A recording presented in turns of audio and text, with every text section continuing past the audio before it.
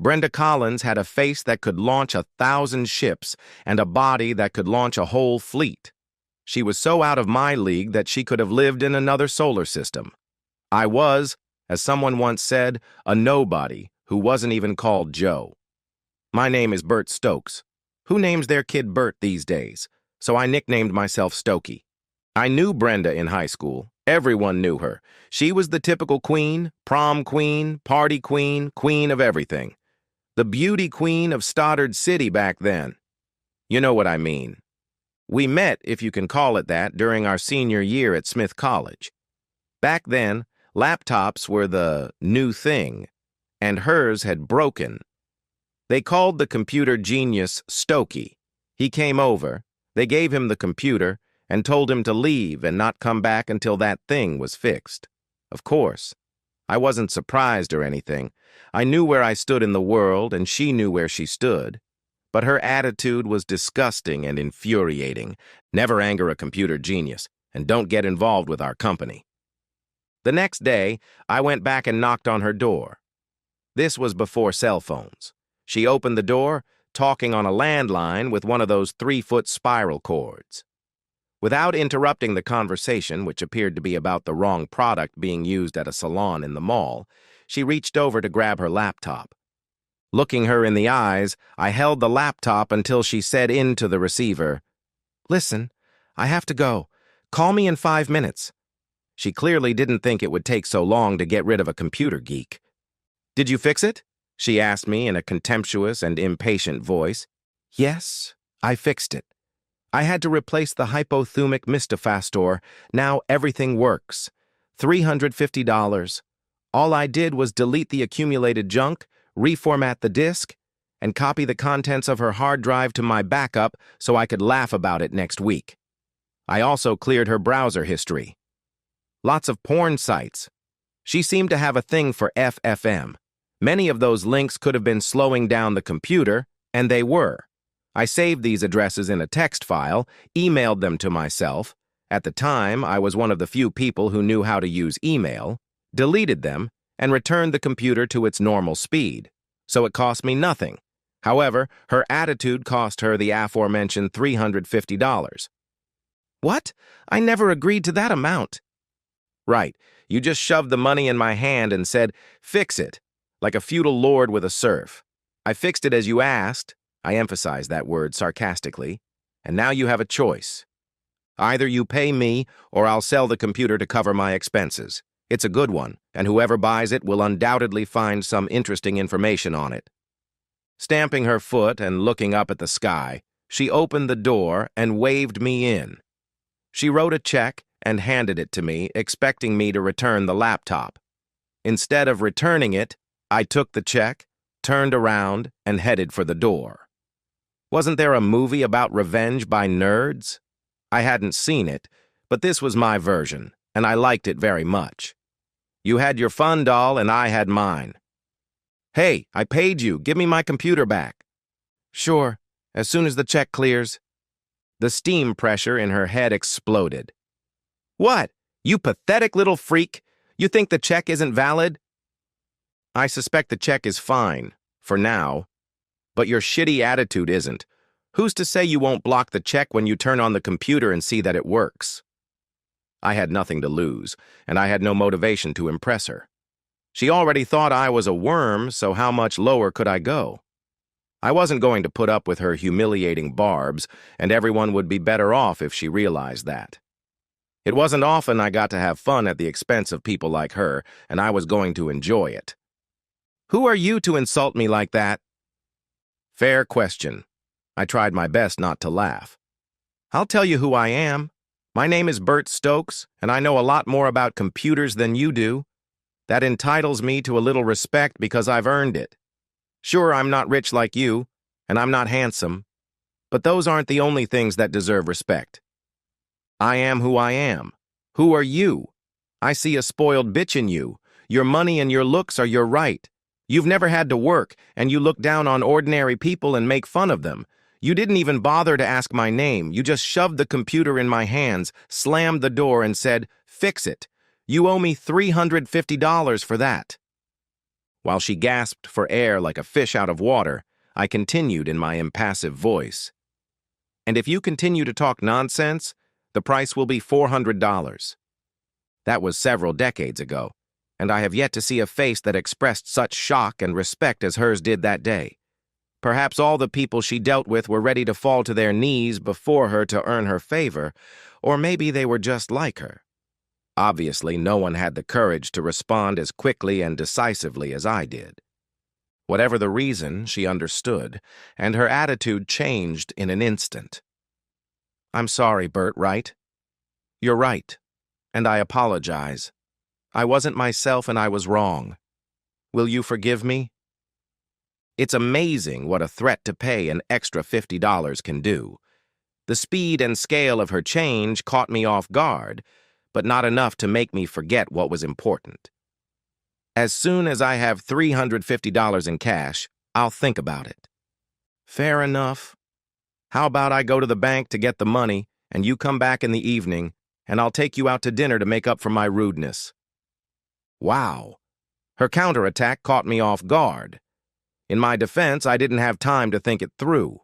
In fact, logic would have rejected the idea like a flame from the Hindenburg airship. But men are men, and deep down, we all want to be seen in the company of a beautiful woman. It's like primitive DNA. And she was looking at me, waiting for an answer, a positive answer. I was outplayed and defeated. I'm Schmo, not even Joe, remember? My brain was spinning. I didn't have any clothes suitable for the place where she and her friends hung out. I couldn't afford it, neither the clothes nor the dinner. And worst of all, her friends would be there staring at the piece of shit she had brought home, the giggles, the looks, the pointing. I had been through it all before. Not just no, but hell no. But her eyes looked really sincere. Then my genius mind came up with a solution. Only if it's McDonald's. That would reveal her intentions. At McDonald's, she couldn't humiliate me. It was my turf. She would look out of place, and everyone would look down on her. It would ruin all her plans to get back at me for humiliating her with my impromptu speech. I had to offer her a way out that would save her face so we could end this charade and go our separate ways. But it's okay if you're a vegetarian or something. I didn't want to say, or don't want to be seen with common people. That would have been too much. Without hesitation, her face lit up. "Great. Will you pick me up or should I drive over?" I didn't want her to see where I lived. Jason, my roommate, was even worse than me. And the only thing that distinguished our apartment from a pigsty was the absence of live pigs. Since I know where you live, maybe I'll pick you up? How about 6? How about 5:30? I have something to do and I'll bring cash. I don't remember if I managed to hide my sigh of relief. This plan gave me time to take my little Toyota pickup to the car wash. Hey, I was going to get $350 for doing nothing so I could afford it just this once, and it took professional skills to remove a year's worth of dust and dirt. To say that dinner was a pleasant surprise would be an understatement. 3 hours later, she was Bren, and I was Stock. In love might be an exaggeration, but not by much. We were both giggling, finishing each other's sentences, and, well, you get the picture. Not love at first sight, but definitely at second chip. Surreal, totally surreal. Las Vegas would have gone bankrupt if it took bets on that. Long story short, I can see the smile on your face, dear reader. We got married about a year after college. She became a nurse, and I became a systems analyst. That's what they called us back then. We had 3 girls who made us happy and proud. All 3 went to college on athletic scholarships: softball, volleyball, and soccer. Hooray for Title IX. I also started my own company specializing in network security, which after a slow start became successful and provided us with a decent life. I have often marveled at this. Together we created a loving and successful fleet. And then it happened. A terrible feeling of emptiness came over the house. Looking back, I can say that it was only a matter of time. She worked with doctors, and as mentioned above, was the perfect queen of everything, and, at least to me, achiever. One day, I drove to the hospital to surprise her with lunch. As I pulled into the parking lot, I saw her and a tall, thin guy getting into a black BMW 7 Series. Ugh, my heart sank. You all know what too good to be true means. The question wasn't if it would happen, but when. I knew it. But I forgot. 20 wonderful years lulled me into a false sense of security. The happy anticipation on her face as she walked arm in arm with me was unmistakable. I knew my wife, and in the blink of an eye, I knew what was happening. Beautiful people all over the world crave adoration, and when it ends, it hurts like hell. When she married me, her love for me and then for our daughters hid her alienation, but the girl's departure left her alone with me. And any husband you've lived with for more than 20 years becomes like an old pair of slippers, comfortable, predictable, and just there. It's impossible to surround her with the new and exciting that people of her class crave. In my happy bubble of love and complacency, I forgot about that. But like the forgotten taste of vomit, it came back in an instant. In that expensive car, she had a rich, young, attractive guy who revived and satisfied her forgotten addiction. No wonder she clung to him like a drowning man to a lifebuoy. Since I had nothing else to do at the hospital, I turned around. At the next traffic light, I found myself right behind the black BMW. Was she taking him home? Damn it, yes. Her jerk boyfriend didn't know me or my pickup truck, but I kept a decent distance behind them and parked a few houses down from ours. He turned, and to my surprise, the garage door opened and they pulled into her spot. She must have grabbed the remote when she left the hospital. This definitely didn't look like a spontaneous first meeting. The door closed immediately, probably so the neighbors wouldn't notice a strange car in our garage. What was I supposed to do? Any confrontation with this jerk in my bed would land me, not him, in jail. My heart was beating like a garbage disposal, tearing our love to pieces and flushing them down the drain. With no plan, I drove further down our neighborhood and parked the car. Taking out the garage remote, I returned to the house. By this time, the two cheaters had probably already taken off their clothes and started their pleasant activities. Foreplay. I opened the front door as quietly as I could, took out my phone, and quietly climbed the stairs to our bedroom. I almost tripped over something. His pants. That slimy snake didn't even wait for us to get to the bedroom. The door was ajar, and the slurping sounds of lust left no doubt that they were in the thick of it. Only it wasn't the thick of it. You know what I mean. In the doorway, I turned on the video recording app on my phone and pressed it against the half-open door. On the screen, she was having fun with her new, last, boyfriend. It took all my self-control to leave with the evidence. On impulse, I pulled up his pants, hoping to find his wallet and ID. In a rage, I went to the garage, took a pair of surgical gloves from the shelf, put them on, and opened the door to his BMW. The keys were still in the ignition. I pressed the button to open the garage door.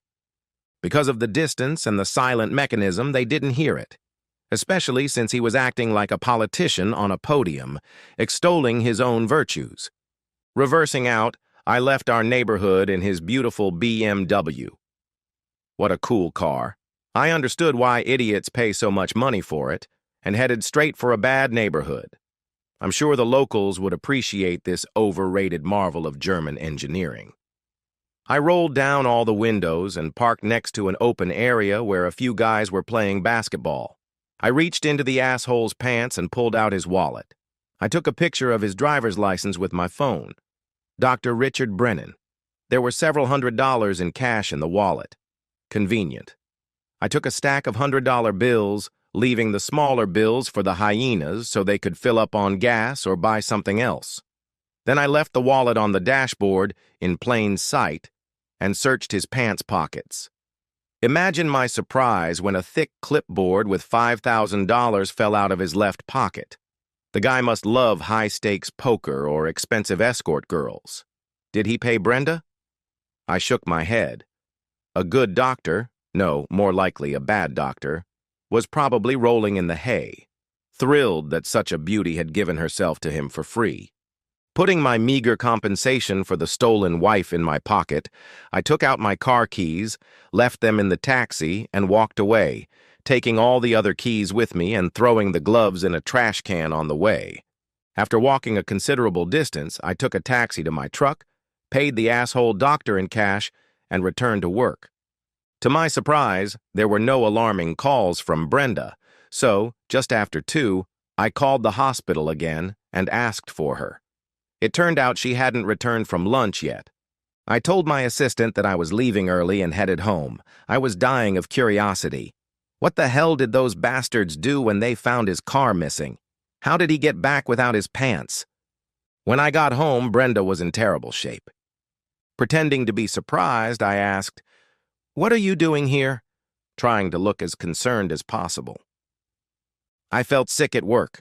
One of the doctors drove me home. After making sure I was okay, he left. Then he discovered that someone had stolen his car from our garage. From our garage stock. This shouldn't have happened. We can't stay here. We need to move. I'm waiting for a burglar to jump out of the closet and rape me. I immediately went to the bathroom and came back with a thermometer. Without giving her time to react, I shoved it into her mouth. "Let's quickly check if you have a fever." Perhaps because of my determination, she waited a few minutes before I took the thermometer out. 36.5, I said. "That's perfectly normal. Remind me what your symptoms were." "What?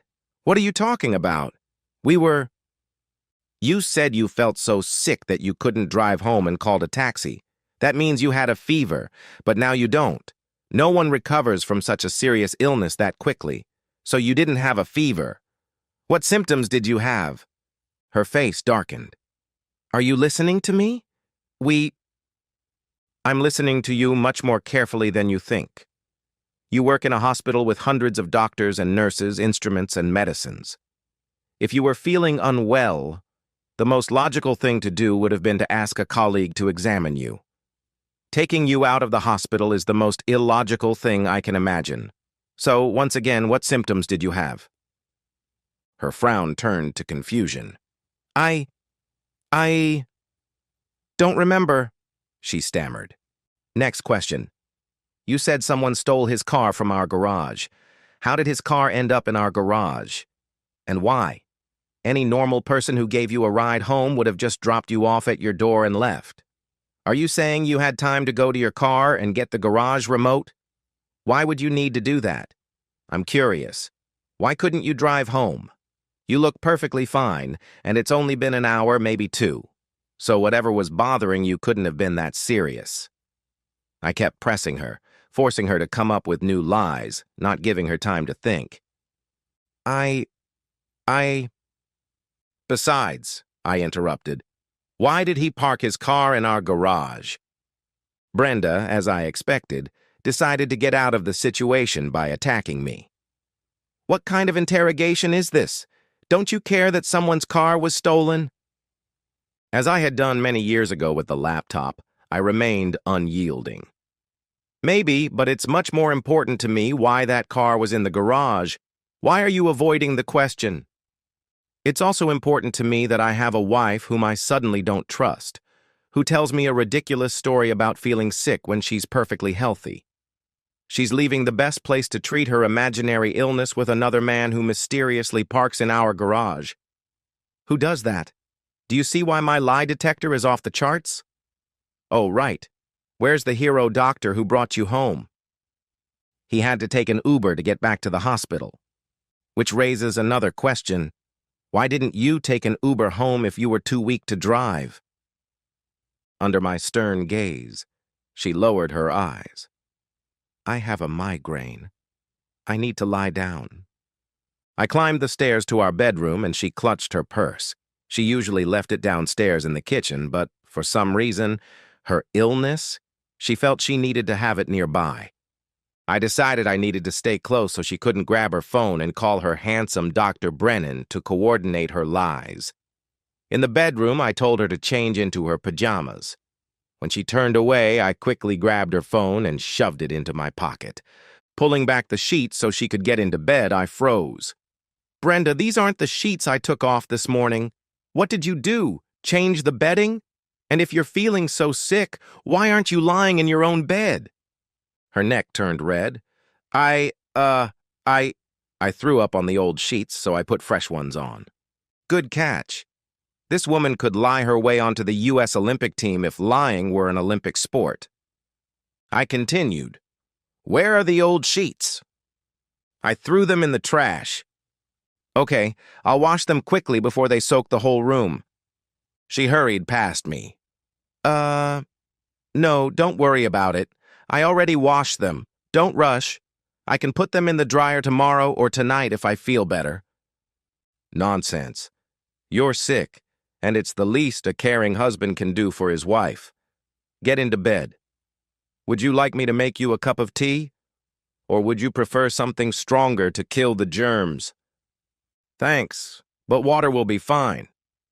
I left, but stayed on the stairs to see what she would do when she discovered her phone was missing. Imagine my surprise when I heard her talking on the phone.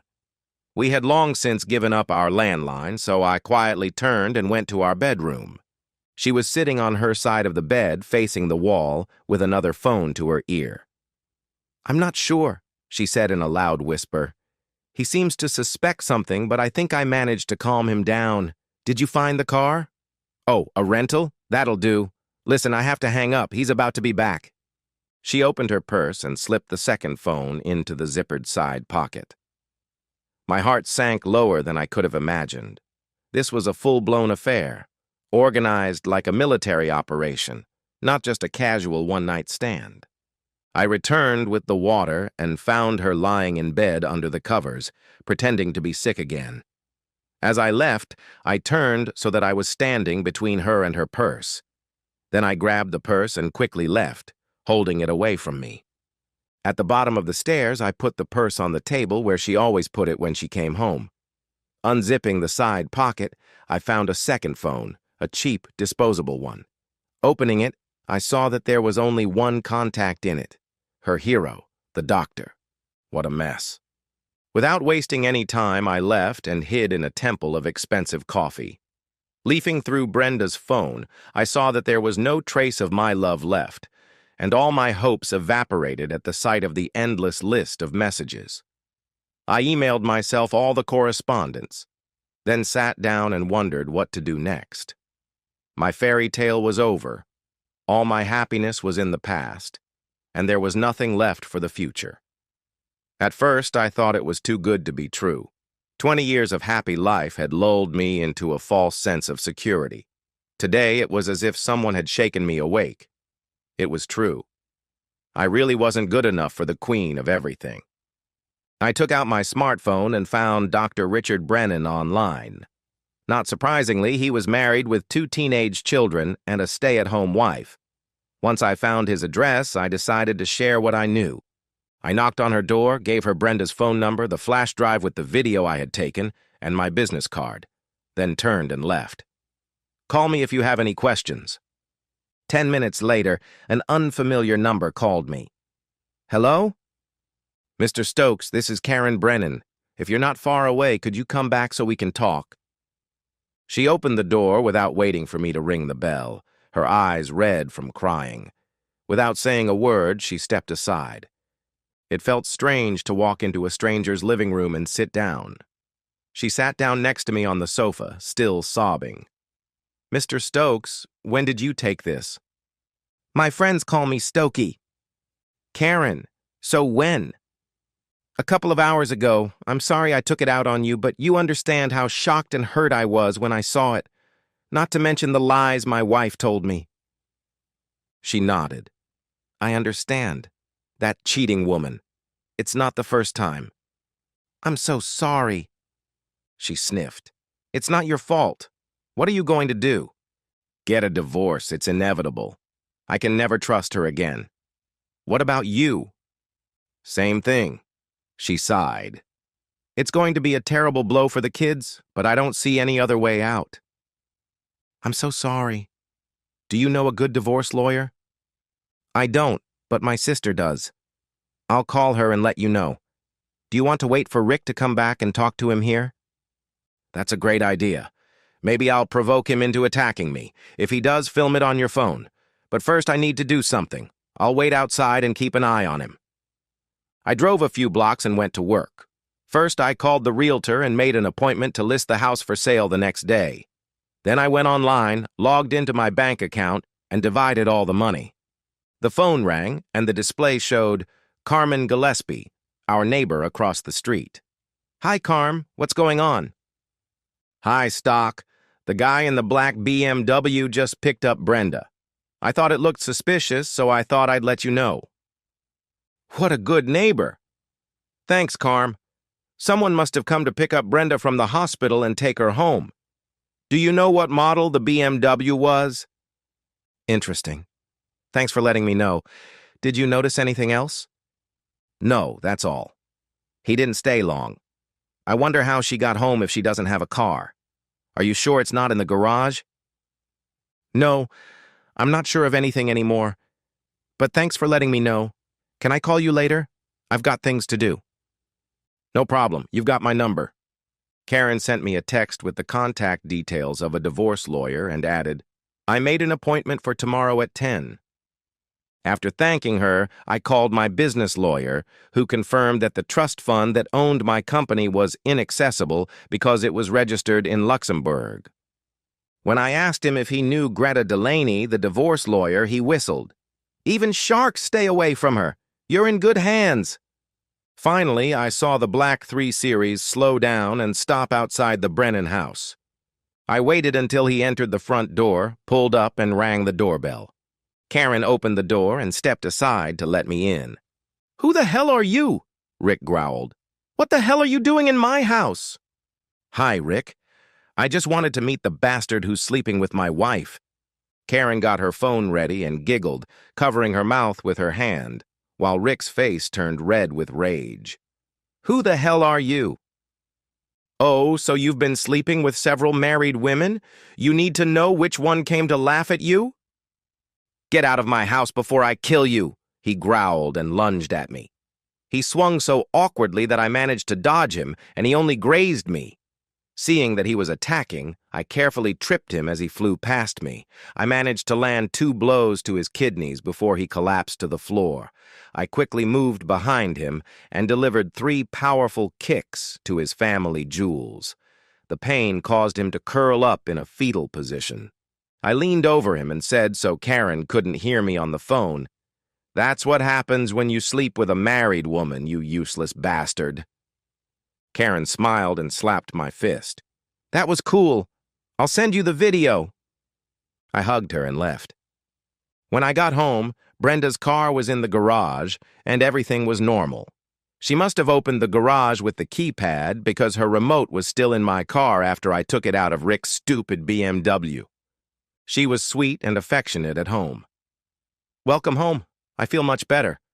Would you like me to order dinner? It took me a few seconds to realize that without her phone, she probably had no idea what was going on outside. I still had her regular phone in my pocket. I had completely forgotten about it. She couldn't have called anyone. How did you get to your car? I asked. When I felt better, I called an Uber. Another lie. Completely calm. How could she have called when I had one phone and her lover's wife had the other? I couldn't live with someone who lied so easily and convincingly. She had finally dispelled all my doubts.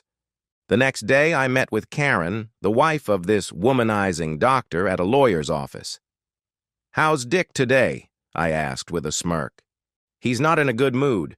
He called the police and accused you of assault.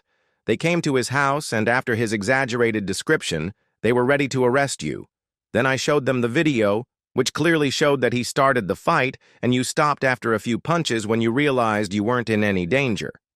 The police asked how we knew each other, and I smiled and said, my husband slept with this guy's wife, and he wanted to talk to him. For some reason, that changed everything.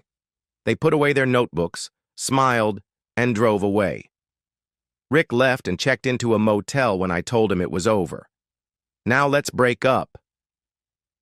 Greta Delaney, a divorce lawyer, lived up to her reputation. It turned out that Ricky Dickey had slept with another hospital employee, this time unmarried, who had given birth to his son. Child support and alimony payments significantly reduced his salary. On top of that, he had a loan on his stolen 7 Series car, which he had to pay off because he had left the keys in the ignition, giving the insurance company grounds to deny coverage, and they didn't pay. On top of that, he had to pay off a loan for a stolen 7 Series car because he had left the car unlocked with the keys in the ignition, which gave the insurance company a reason not to pay a cent.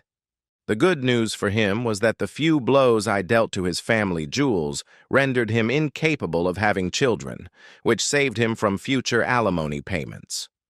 Brenda was a little luckier. Since she had a job, she didn't receive alimony.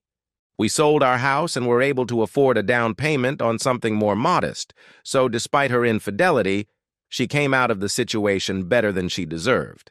I decided she was good enough for men to line up to date her, and that's how it turned out. However, no man wanted to risk a long-term relationship with her, and years later she was still single, working, and going on dates. Her face no longer set sail, and her body no longer set fleets afloat. Lonely, Desperate Queen was the last title in her royal career.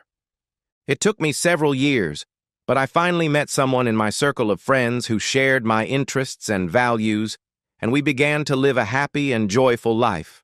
But that's another story. Maybe one day you'll read it in the romance section.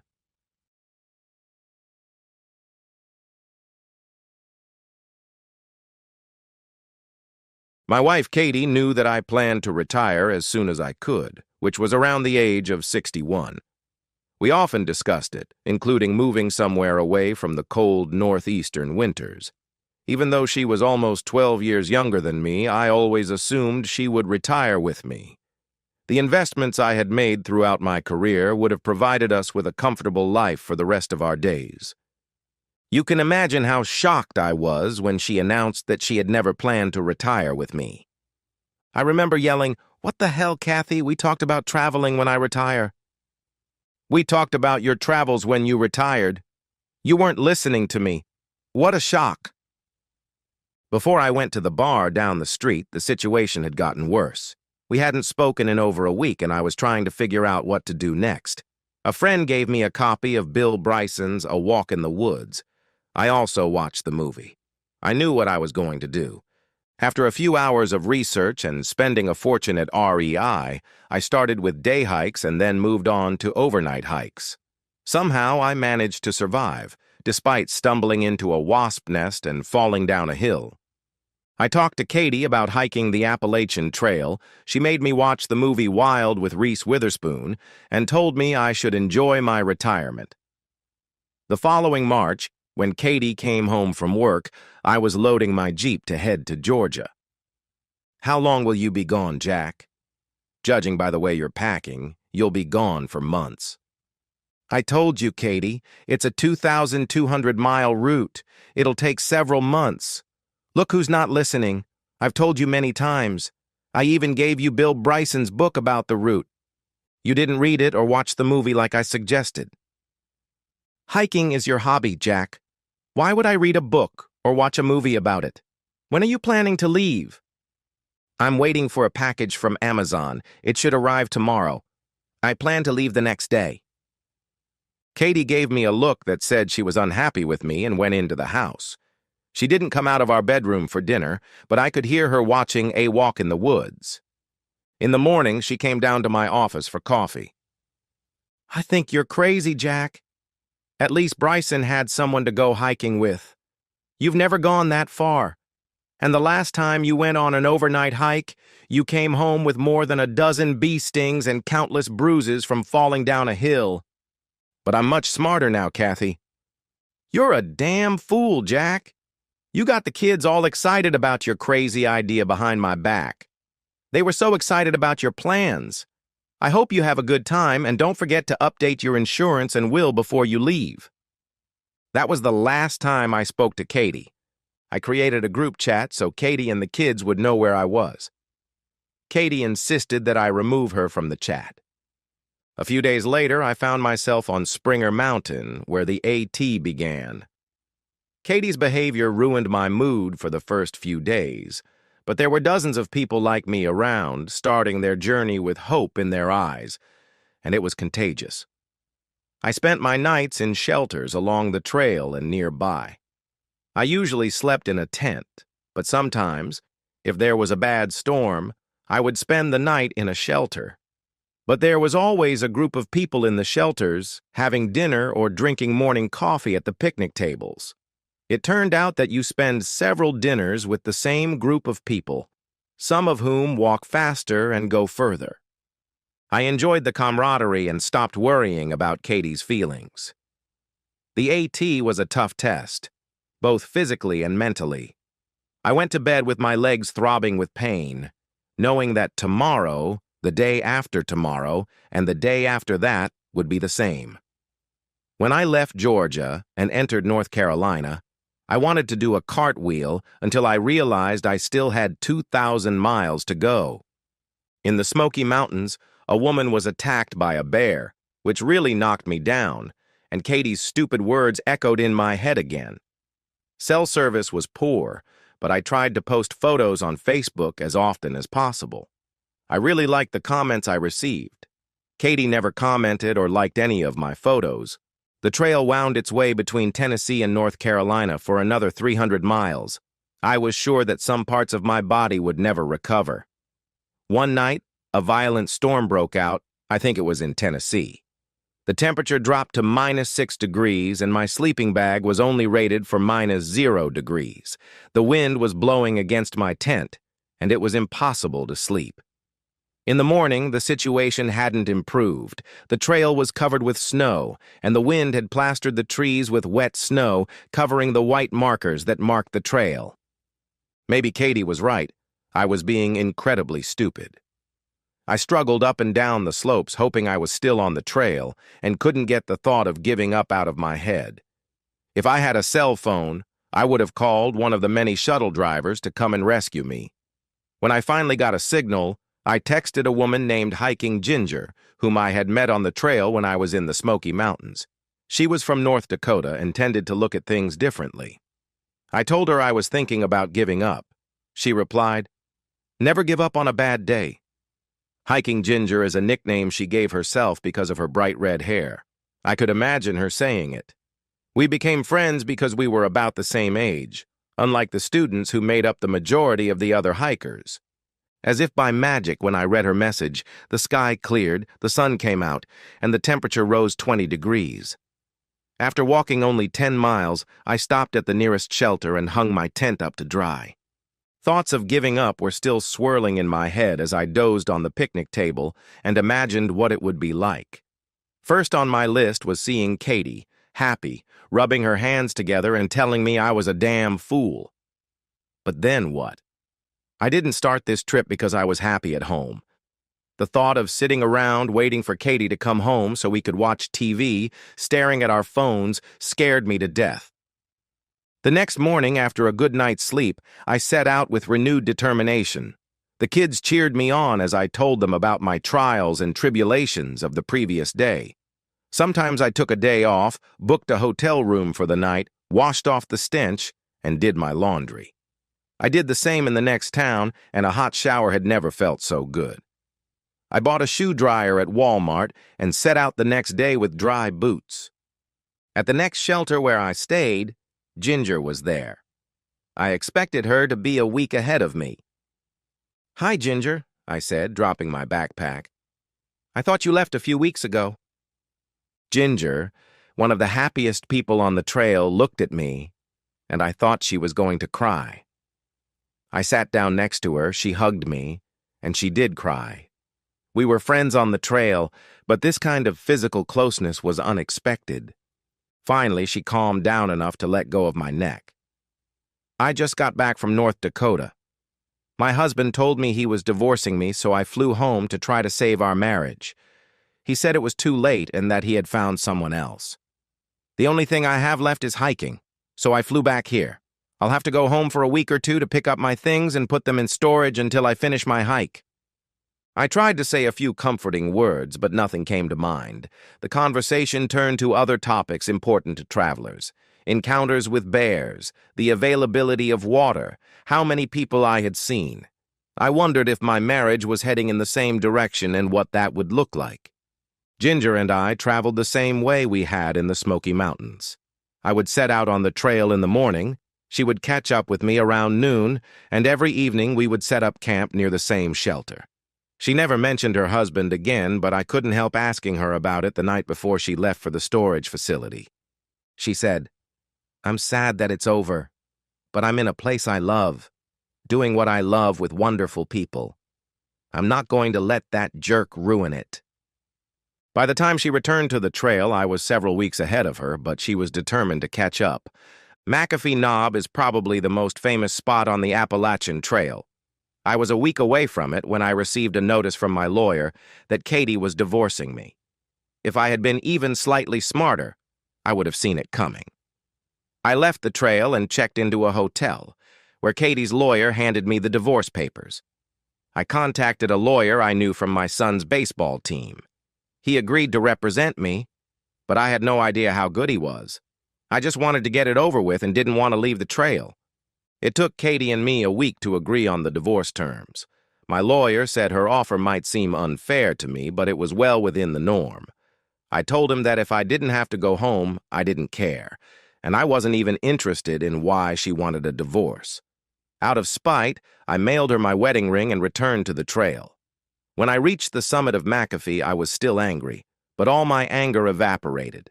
There were a lot of day hikers and other people at the summit, and they took pictures of me sitting on top. I posted the photos on Facebook and was very pleased with the comments.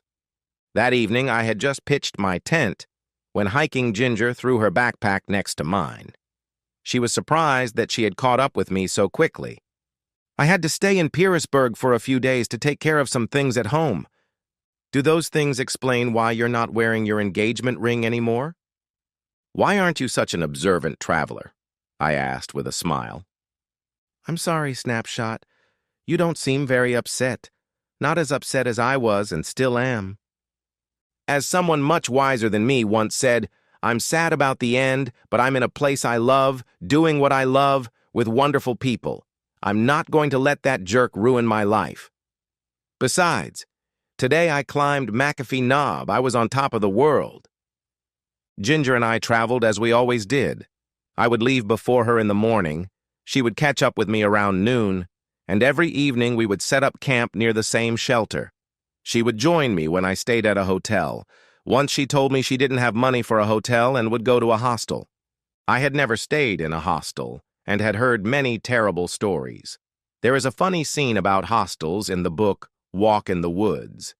Ginger, a room with 2 single beds costs the same as I was going to pay for a room with 1 large bed. I'll book 2 rooms if you don't mind sharing. You're joking, right? I can't feel safe sharing a room with you. We've been sleeping next to each other in the middle of the woods for weeks. Are you sure you don't mind sacrificing your privacy?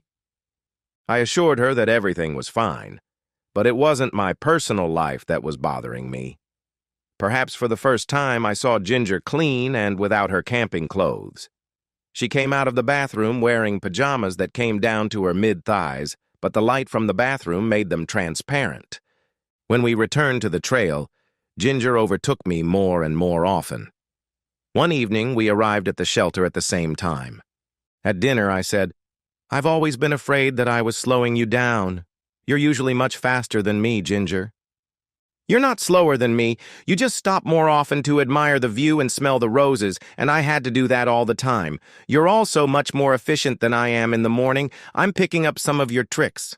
Will you wait for me tomorrow?" "Of course," I replied. As soon as I finished, our phones rang with a message about an extreme weather situation. Strong winds, heavy rain, thunderstorms, and possible tornadoes. We went to check the shelters, most of which were in acceptable condition, with a few leaks in the roof. It was one of the worst shelters I had ever seen. There were many holes in the roof, and there were large gaps between the logs through which the wind blew and the rain penetrated. We decided that our tents were the best option.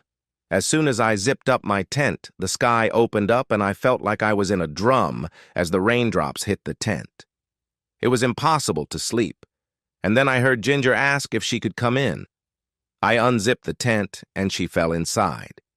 She said that the place where she had pitched her tent had turned into a lake. All her things were soaked, and she was wet to the skin.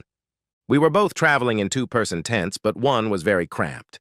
I had a spare set of hiking clothes in my backpack, and I turned away as she took off her clothes and changed into what I gave her. The rain stopped, and we fell asleep to the pleasant sound of raindrops on the roof. In the morning, I woke up with Ginger's head on my chest and her leg wrapped around my thigh. I watched her sleep peacefully, and then she started to stir.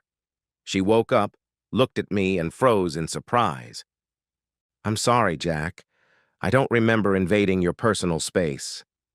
It was hard to keep from laughing, especially since she had called me Jack for the first time instead of my nickname. "Oh, don't worry, Helen. I'll be laughing about this for a long time." She playfully slapped me on the chest, and we stepped out of the tent. I'll never understand how they can call this a two-person tent. Ginger's tent was flooded with 3 inches of water, and all our things were wet. We started pulling things out and hanging them on a clothesline we made from the rope we had brought with us. Her sleeping bag was the worst of it. In the end, we spread it out on the picnic table, hoping it would dry. The extra weight meant we couldn't continue the hike until her things were at least a little dry.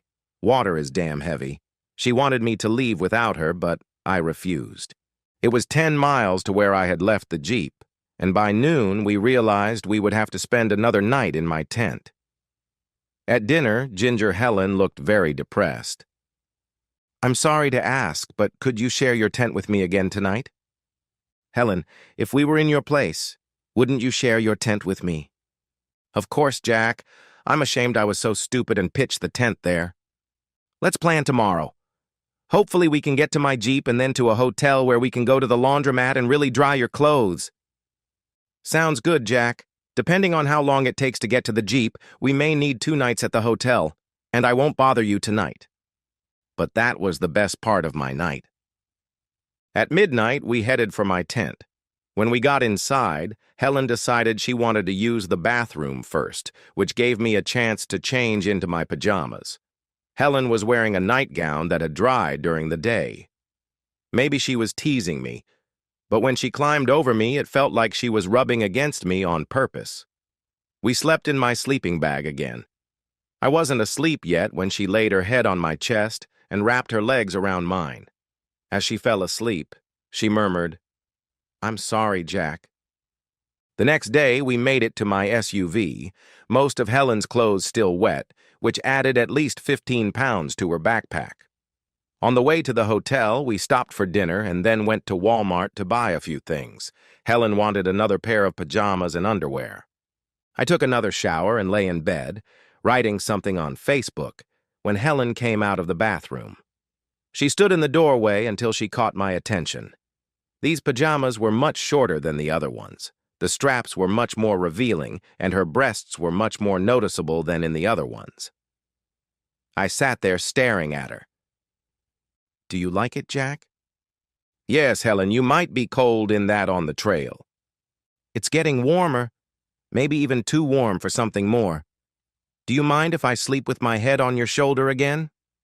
I slept better last night than I ever have." I mumbled, "Okay," and she quickly climbed under the blanket, laid her head on my shoulder, and wrapped her leg around mine. "Someone shaved their legs today?" "Yes, they were almost as hairy as yours. Much better now, right?" Helen stroked my leg, moving higher and higher. It was well past midnight, and we both fell asleep quickly. I woke up with Helen's head on my chest. She was awake and smiling. "I hope I didn't make you do anything you didn't want to do, Jack." "Not at all, Helen. Let's buy a tent for 3. You don't want to sleep so close to me?" "Oh, trust me, I do. That way we'll have more room when we get dressed and maybe a sleeping bag for 2. Helen looked at me disappointedly and sat down. "I don't have money for all that, Jack. I can barely feed myself until we get to Maine. It's not fair that you have to pay for all these extra things. Okay. Then sell me your sleeping bag and tent, and we'll use that money to cover your share of the new expenses. She smiled. You know what that means? Every time I want to go camping, I'll have to sleep with you. I'd like that. We took showers, went to breakfast to eat real eggs, then to the laundromat, and then to the local camping store. We didn't need 2 tents, 2 sleeping bags, and 2 stoves, so we ended up lighter than we were when we started. Helen was worried that something might separate us, so we left the extra stuff in my car to make her feel more comfortable. Back on the trail, we quickly realized that even in a tent for 3, having sex was almost impossible, especially after a long and hard hike. We were both disappointed, but I was happy to sleep with Helen in my arms. Katie used to sleep like that, but it had been so long. The thought crossed my mind the next morning when I realized Helen was looking at me. She sat up. She was short enough to do so. What are you thinking about, Jack? I can see what you're thinking about. Please tell me, did I do something to upset you? There was a strange fear in her eyes. I kissed her. I was thinking about how my ex used to sleep, hugging me like you do, and wondering when it ended, and promising myself I wouldn't let it happen again. I love you, redhead tourist. She kissed me passionately. I love you, Snapshot. Yes, but I said it first. But who started the sex? Ha! We had a great time on the trip, mostly doing silly things. I was riding on the edge of a cliff, singing the song, Yeah, Yeah, Yeah, and Helen came up to me with a plastic thing you could write with while standing, and we both rode on the edge of the cliff. We were north of Philadelphia when I got a message from my lawyer saying I needed to get my things out of the house because it had been sold. Anything left in 2 weeks would be auctioned off or donated to Goodwill. Kathy said she was going away for the weekend. I called the kids and told them to take whatever they wanted. Helen and I drove to northeastern Pennsylvania, rented a truck and a storage unit, and started loading my stuff. I didn't need much, and I was throwing old CDs and DVDs in the trash when I heard Katie's voice. Hi, Helen, I'm Katie, or should I call you Ginger the Traveler? Then I heard Helen say, Oh, Jack. I came out of the office. Sorry, Katie. I thought you were gone until tomorrow. Please, calm down, both of you. I wanted to meet Helen, so I stopped by. Helen, I wanted to thank you for coming into Jack's life. I don't know when we drifted apart, but it was obvious to me that it was a serious break. If I had been half as strong as I pretended to be, we could have talked about it like adults, but I didn't. Take care of each other. Katie stood up and left, leaving Helen and me confused and bewildered. That evening, we tried to figure out how she found out. I had been very careful with my Facebook posts, mainly because I wanted to introduce Helen to the children as discreetly as possible. So I simply asked Katie, I told the boys that I'm divorcing you. They weren't happy and thought I should have waited until you got back from your trip. Our youngest said I was as heartless as one of Dad's hiking friends, Ginger. Her husband told her he was divorcing her while she was on a hike because he had met someone else.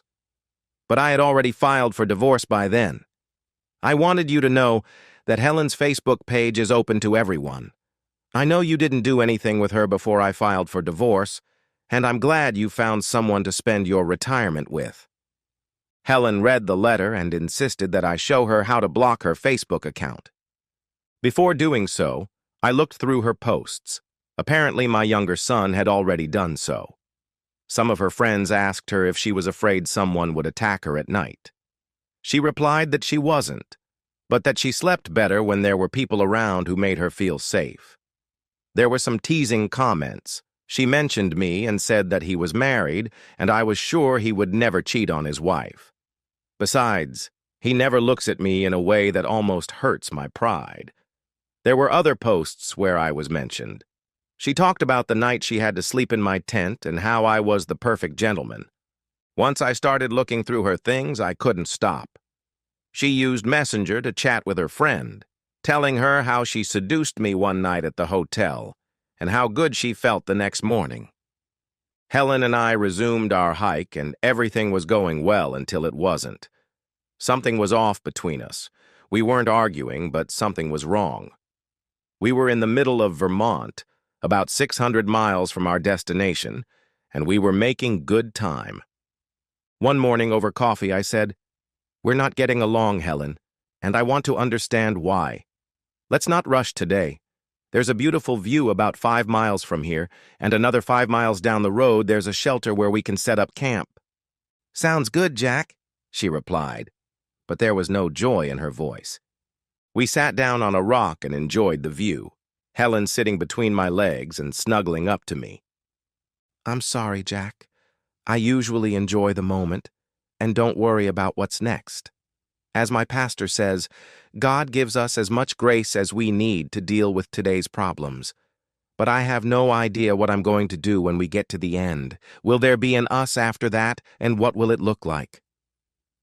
"I love you, Helen, and I hope there is an us after Mount Katahdin. I never wanted to go on long hikes again, but somewhere deep down, I thought about buying a small trailer, traveling around the country, going on week-long hikes or something like that. Traveling was my goal for retirement." "But that's part of the problem, Jack. I don't have the money for that. Neither I nor my husband ever worked at a job with a pension or a 401k retirement plan. I don't think there are jobs like that in North Dakota. We were grateful to have health insurance. We didn't save for retirement. Everything extra went toward putting the kids through college. No one could live on my Social Security, and I don't want to be a burden on you. Would it be easier if we got married?" Helen continued to stare at the valley. "Don't waste my time, Jack." "I'm not wasting your time. After all, I told you I loved you when we were 1,000 miles apart." "After I offered you sex? And now you're asking me to marry you?" "Before I ask you, I want to know what you'd like to do after we conquer Mount Katahdin. I don't want to bring up Kathy, but when I retired, we were on completely different wavelengths." "Well, if money weren't an issue, I'd like to spend the summer traveling around northern Iceland. There's a guy on Facebook who has a map of all the best waterfalls in the country. Imagine us chasing waterfalls." "I know the guy you're talking about. He might be my soulmate. But think about marriage, Helen. Think about it carefully. I don't think either of us would survive another divorce." "That doesn't solve the problem of our difference in wealth. I don't know how much money you have, but you spend it pretty freely. Are you willing to continue financing the luxurious lifestyle I've been living for the past 3 months? And since we're on the subject of debt and careful consideration, what's that on my back? You know, I love the way you smell after a shower when we stay at a hotel, but not as much as I love the way you smell after 3 days of hiking." "Jack, that's the sweetest thing anyone's ever said to me, but I think you're probably crazy." The next morning, Helen looked at me when I opened my eyes. "Thank you, Jack. I didn't realize how much yesterday bothered me until we talked. Before I started the AT, I always thought I would go back to my husband, but now that's not an option. You wouldn't believe how much better I feel this morning. But I want you to think carefully about our wedding, especially considering that I'll be financially dependent on you. But we need to go and hope we can make up for yesterday." And then we climbed Katahdin. We had long ago decided that we would be at the summit at the same time, and in the last photo from the trail, we are standing at the top with our arms raised in victory. But Helen came back to climb Katahdin. For a long time, my goal had been to complete the AT, and now that I had achieved it, I was lost. It's like reading a great book, and when you finish, you're lost looking for something else. We spent that night in a hotel, and Helen rocked me to my core. I had always enjoyed our sex, but that night was truly special, and I thought I could get used to it. In the morning, I went to a barber shop to look like a human being again. When I pulled into the hotel parking lot, I saw Helen coming out of the hotel arm in arm with another man, and I watched them get into a car with North Dakota license plates. They drove past me. Maybe she didn't notice me or didn't recognize me in my new look, but she must have recognized my Jeep. When I returned, there was a note in my room. I'm sorry, Jack. My ex begged me to come back to him. I couldn't say no. Meeting you and hiking the trail were some of the best things that ever happened to me. Good luck, Ginger. Her Facebook and Messenger links were still on my tablet, and I opened them. I found messages from her husband begging her to come back. At first she refused, but he said he would wait for her at Katadine. There was a lot of back and forth, but in the end she agreed the day before we reached the summit. I think last night's sex was a kind of mercy sex. There was nothing interesting on her Facebook page, just our photo at the summit. I was so proud of that photo when I first saw it, and now it seemed like she had disgraced it. Maybe I was being childish, but I removed all the security measures I had set up for her, posted a photo of her Dear Jack letter, and then changed her password. I thought I would be more upset about the letter, but maybe it hadn't sunk in yet. I liked one movie trailer, and since I was staying at the hotel for another night, I started ordering everything I wanted and then planned to go to the factory to pick it all up. Before I met Helen, I had been thinking about going to see the waterfalls, and I saw no reason to change my plans. Then the phone rang. It was Helen. I thought she was angry about her Facebook account, so I didn't answer. As soon as she hung up, I checked my voicemail. Jack, I need your help, and I'll understand if you tell me to go to hell. I'm at the Midland police station. Please pick me up, and I promise I'll disappear from your life. I sent her a text message saying I was on my way. She was standing in front of the police station, her left eye swollen from crying. I was so angry with her, and now I was running from my SUV to her. She had to look into the police station to tell them she was leaving. They gave me an angry look. She got into the SUV and started crying. I'm such an idiot, Jack. I can't believe I let him talk me into going back to him. He hadn't hit me in a long time. I thought he'd changed, or maybe I'd gotten smarter and wasn't giving him a chance. We weren't in the car for 5 minutes before he started getting nervous, and I knew I had to shut up. He cursed and complained about all the problems I had caused him by deciding to go camping and leaving him alone. He had to cook and do the laundry himself, so he found another woman. One day she told him he was an idiot and he hit her, so she called the police. The more he talked, the more I understood why I had decided to go camping in the first place. When we stopped to get gas, he was still ranting about how unfair life was and how I had made his life hell. I went to the ladies' room, realizing what a mistake I had made by leaving you.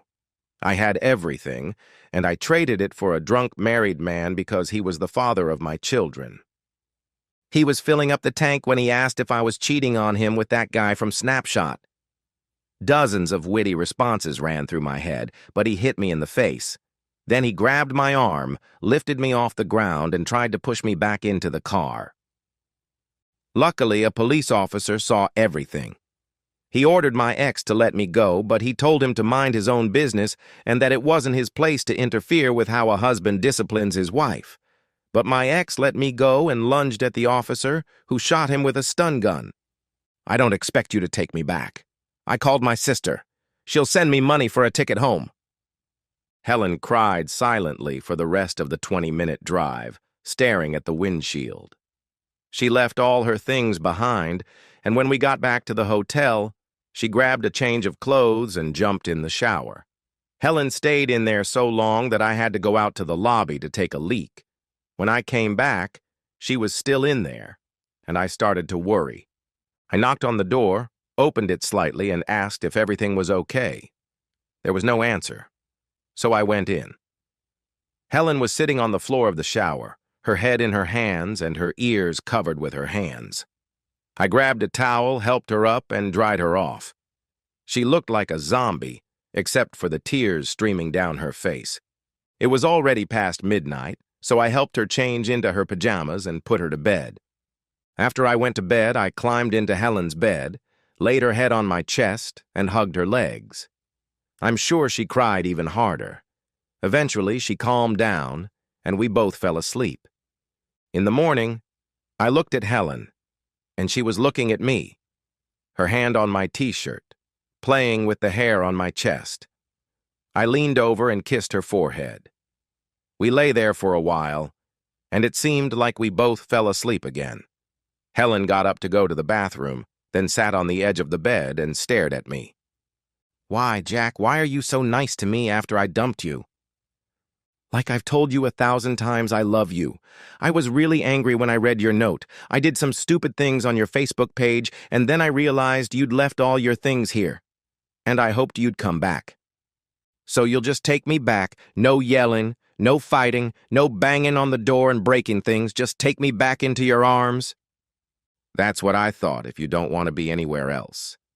Jack, where I come from, men don't do that.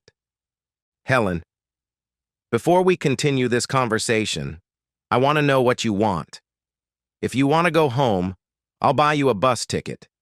But you have to tell me what you want. I want to see the waterfalls with you, Jack. Maybe we can introduce our children along the way. What do you want, Jack? You look at me with fear in your eyes all the time, and I don't want that. I don't think I've ever done anything to make you afraid of me, and I never will. Where I come from, men don't behave like that, and I really want to see the waterfalls with you, and seeing our children is a great idea. But let's eat first, okay?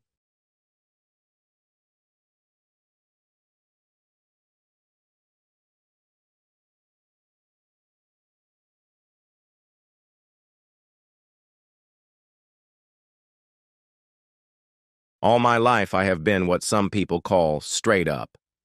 I believe that a man should tell the truth, keep his word, and live honestly. This includes the ability to forgive when necessary, but I have never groveled before anyone. That night, I threw it all out the window. I would have lied and broken my word, and the only honor I would have had left would have been the self-respect that comes with revenge. To hell with forgiveness. I sat in my car outside the Nickel Inn. It's a bar in town. Don't ask me why it's called that. It's been there since my father wore short pants, and beer probably cost a penny. I knew Jeff would be inside. He always stopped in for a drink on his way home from work. I'd known Jeff since elementary school. He was my best friend for as long as I could remember. He supported me when I married Barb, and I supported him when he married Claire. There wasn't a time when he wasn't part of my life. We were like brothers and practically lived in each other's houses while we were growing up. That didn't change much after we got married, and it was no big deal for them to drop by our house or ours without warning. Betrayal changes a person. Less than 5 hours later, I ran home during my lunch break to pick up some files I had left there. Everything seemed fine. I walked through the front door and headed for my office when I heard them. My first thought was, my wife is in trouble. You can imagine the struggle. Then I heard her voice and understood. I could hear laughter between the grumbling. I walked over to the open bedroom door, looked inside, and all my doubts vanished. They didn't notice me. I'm not the kind of person who would stand there and watch my wife and best friend betray me, so I just turned around and left through the front door the same way I came in. My old life was over. I never picked up those files and only remembered them a few hours later. I was useless at work. I just sat there, replaying what I had seen in my head, asking questions that no man should ever ask. Why? How long? Were there others? Are they my children? I didn't know how I would get home or what I would do when I got there.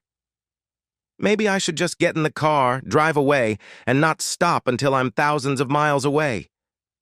Then my thoughts turned to darker thoughts. I would divorce her and kill him. I would leave her with nothing. Then, as time passed, I thought about my children. I could live without a wife, but I couldn't deprive them of their mother. I decided I had little choice. I would deal with them both in my own way and in my own time. But first I would weave my web of lies, just as they had woven theirs. On the way to the Nickel Inn, I wondered, how could two people I had known for so many years betray me like this? What was wrong with me? Had I changed? Had they changed? I would think about this for weeks and months, struggling with a terrible feeling of inadequacy. I thought, there are no answers to these questions, because the only people who have the answers can't be trusted to tell the truth. I felt truly lost and alone. The truth will be the first thing sacrificed tonight. I wasn't pretending when I walked into the Nickel Inn with a mask of anger and disappointment on my face.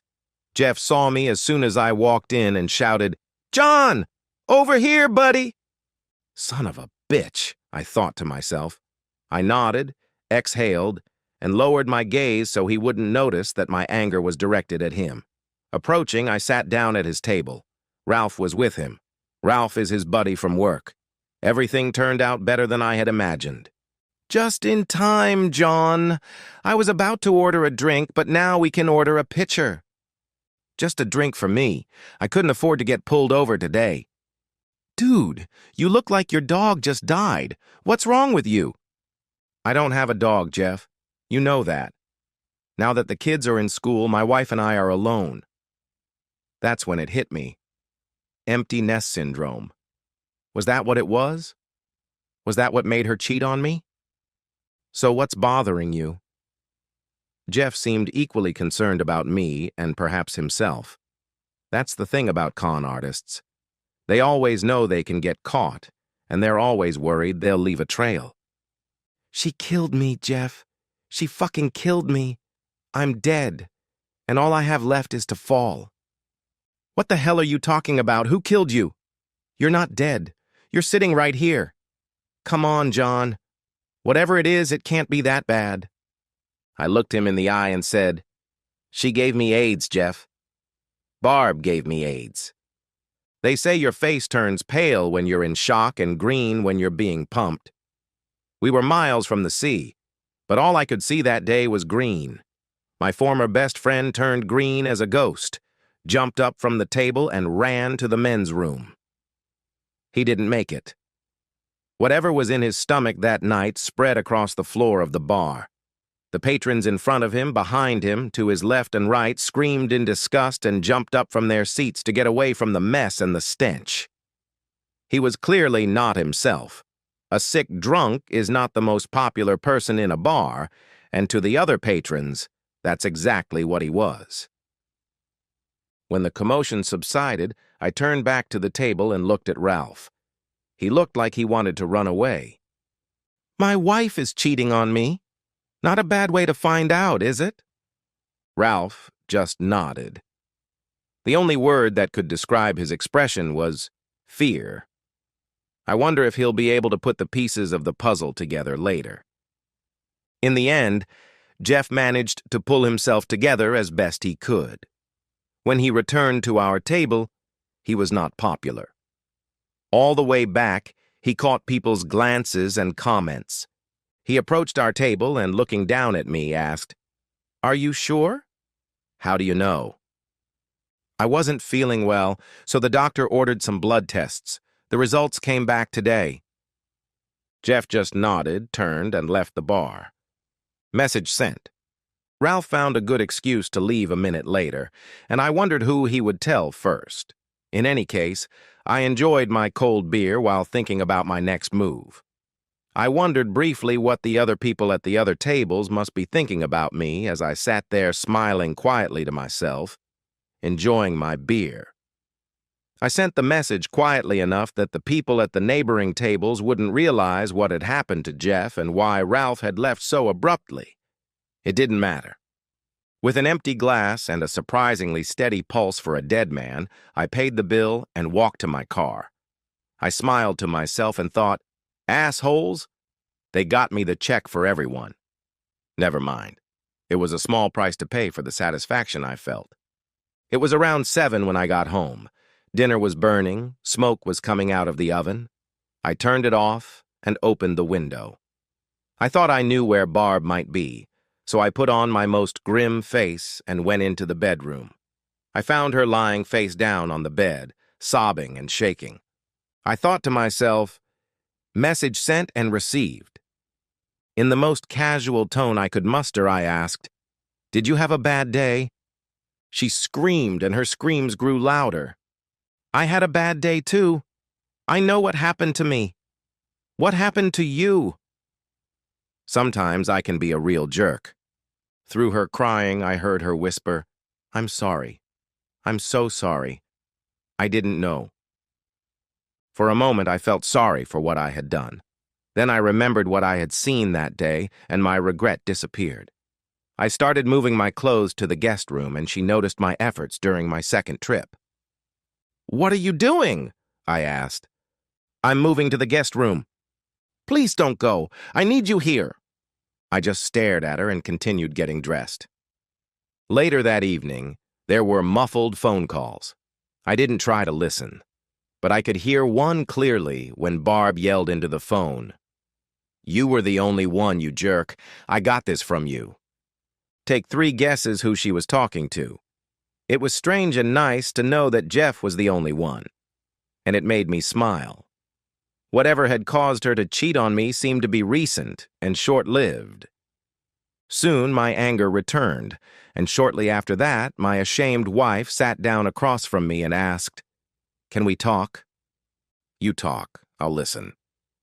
She wrung her hands and looked at the floor. "I did a terrible thing. I know that. I don't know if you'll ever forgive me, but I want you to know something. First, I'm very sorry. I don't know what came over me." Poor choice of words, I thought. She continued. "Second, it was only twice, and both times with the same man. I know that doesn't excuse it, but I don't want you to think I've done this before." She lifted her head and looked me in the eyes. "Please take a DNA test if you want, but never think that the children aren't yours. They are yours." "Swear to God. I've been a good wife for 25 years. I've never cheated on you. And then, in the last 2 months, I did something stupid." "Who was it?" I knew damn well who it was, but they say confession is good for the soul. "Please don't make me say it." "Then I guess we're done." "No, please, I've already caused you too much pain." "I need a name." After a long silence, she said, "Okay, it was Jeff." "My friend Jeff? Claire's husband, Jeff?" I tried to keep my voice steady. She just nodded. I decided to pretend I was thinking about the new information. Maybe I could convince her. "Why did you do that?" Those were all the words I could say at that moment. She shook her head. "The first time, I drank too much. You weren't there, and Jeff came over. He just knocked and came in, like he always did. We talked, and he joked around, like he always did. We drank wine, and I guess I had too much. It was just that one time. I couldn't get him to leave. I was so ashamed that I cried all night." And then, she looked at me with such sadness and guilt that I had never seen before. "To be honest, I don't know. Every time I saw Claire since we first met, I felt so guilty. I couldn't live with it. But then the kids grew up. We both work, and I feel old. I know that's no excuse, and I can't give you any reason to forgive me. I just want you to know that this has never happened before. It was only twice, and only with Jeff. I know you hate me, but please believe me that I was faithful to you from our first date until 2 months ago. I had almost nothing to say. I listened and was surprised, but I was inclined to believe her. 25 years of marriage had taught me to recognize a lie, or so I thought. Now I had my doubts. I need a lot to think about." With those words, I went to sleep in the guest room. It wasn't much, but it was the biggest bone I was going to throw her. As you can imagine, the next few days in our house were quiet. Or at least they were quiet. But from time to time, I would throw angry words at her. Maybe it was just my imagination, but it seemed to me that Barb was shrinking. That was all I could come up with. I wanted to hurt them both as much as possible, but I didn't know what to do next. On top of that, I wanted to get back at Jeff. But all I had was his stunt at the bar. I had no idea. They say there's no honor among thieves, but Jeff surprised me in 2 ways. First, he really was cheating on Claire with several other women. Second, he did the noble thing and told them he might have given them HIV, or did Ralph put 2 and 2 together and break the news? I'll probably never know. In any case, I didn't expect it. Neither did his wife, when a string of women knocked on her door wanting to hurt Jeff. They didn't hesitate to tell his wife everything, I would have thought Jeff would have told his wife before his friends. But Jeff wasn't like that. Maybe he was working up the courage, or maybe he got tested first. It didn't matter. The next week, Jeff moved into a hotel room and started looking for a cheap apartment. I didn't feel sorry for him. Around that time, it dawned on me. I remembered the bloody mess from the week before, and I thought, damn, maybe I should get tested for real. The test came back negative, and I thought I was out of the woods. It became clear to me that I hadn't thought things through. This fact became obvious to me about a week after I verbally punched Jeff in the gut with my HIV story. When my wife got tested and it came back negative and she still thought I was positive, her shame and guilt evaporated almost instantly. One afternoon, Barb burst into my office, spewing profanities that would have made a Marine blush. She slammed the office door behind her and lunged at me. She waved the test results in my face and screamed, "Who the hell is she? You make me feel like dirt, and all this time you've been cheating on me behind my back. Who the hell is she? You son of a bitch, when I'm done with you, HIV will be the least of your problems." She screamed for a good 2 minutes until she finally ran out of breath. After that, she collapsed into a chair and cried uncontrollably. Well, if I wanted revenge, it seemed I had gotten it. Now it was time to sink or swim. I walked around my desk, knelt down, and hugged her. She pushed me away, but continued to cry, so I hugged her again, and this time she held me tight. "What are we going to do, John? We've ruined everything." I took a deep breath and said, "We'll cry it out, clean ourselves up, and go home. Then we'll go back to our normal lives. It'll take a lot of work, and we'll have to start all over again." "Oh, John, we can't have sex now. You have HIV. The word I had in mind was forgiveness, and it starts with us forgiving each other. "I forgive you, John, but our life together is over." She sobbed as she said the words. "No, it's not. Barb, look at me. I forgive you for your affair, and you have to forgive me for lying to you." Now she seemed less angry than confused. "We both lied to each other, John. That's what betrayal is." "No, Barb, I mean I lied to you about having HIV. That's not true. That day I came home and saw you with Jeff. I was so angry that I ran out of the house and decided to get revenge. I decided to tell Jeff that you had given me HIV, knowing it would scare him to death. To be honest, that was as far as I thought it would go. After that, I was just reacting to what was happening." Barb's face slowly changed as she processed the new information. To be honest, I had no idea what would happen next, but she surprised me. Her whole tone changed. Instead of anger, there was concern. Her voice became soft, as if the anger and pain had left her as she thought it through. "So you're not sick?" "No." "And you're not going to die?" "No." "You scared the hell out of me, John. You hurt me like hell, Barb." She thought about it for a moment. "And you never cheated on me with some slut?" "No, Barb, I would never cheat on you." "I guess that makes me the only cheater in the family," she said, looking dejected. "We're a great couple, aren't we, John?" "I guess so. Do you think we should try again?" For the first time since she had entered my office, she smiled. "Yes, John." "Okay. How about I pack up my briefcase and we head home early?" "Yes, John." We held hands as we walked through the corridors of my office and out of the building. At that moment, I felt strangely proud of this woman. She had cheated on me with my best friend, but she still felt guilty and ashamed, and she had paid the price for looking in the mirror and not liking what she saw there. I was optimistic and believed that we could rebuild our marriage and make it stronger. "I'm still angry with you, John." "I know. The feeling is mutual." We were furious, but there were tears in our eyes too. Only time would tell if we had the character and determination to forgive each other. I was sure we did. Forgiveness cannot be earned. It can only be given. Restoring trust is even more difficult. It's a constant struggle. Nevertheless, We recognized the reality of our actions, took responsibility, and worked to heal each other. Barb quickly acknowledged that she understood my actions and didn't hold a grudge against me. I never reached that point with her, but I recognize that we are all human and make mistakes that we sincerely regret. Another act of forgiveness was required, and it led me to Claire's front door.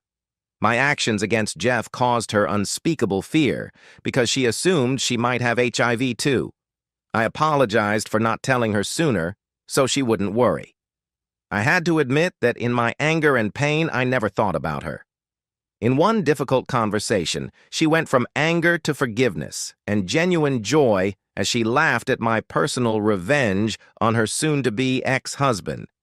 She and Barb never managed to repair their relationship, which I think was a great loss for both of them. I saw no reason to forgive Jeff. He was a predator we had let into our lives, and we were better off without him. I never told him I was clean, or that Barb didn't have HIV, and I didn't see the point. Ralph did a better job than I expected. Much to her embarrassment, Barb had to explain over and over again that the rumors about her illness were greatly exaggerated, that she didn't have HIV, and that we were still together.